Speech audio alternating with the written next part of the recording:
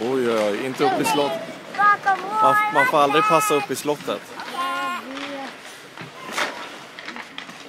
Oj, det där var coolt.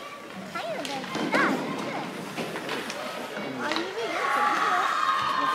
Oj, den var duktig. Åh, bra den.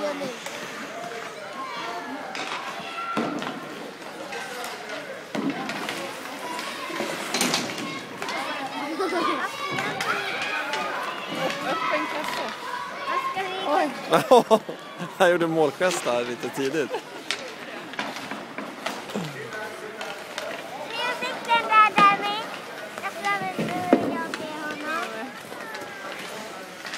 Vad fick den?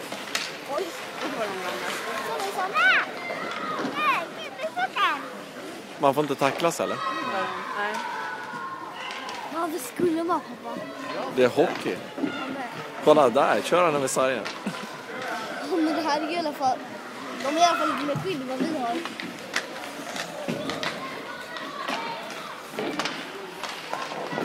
De här är lite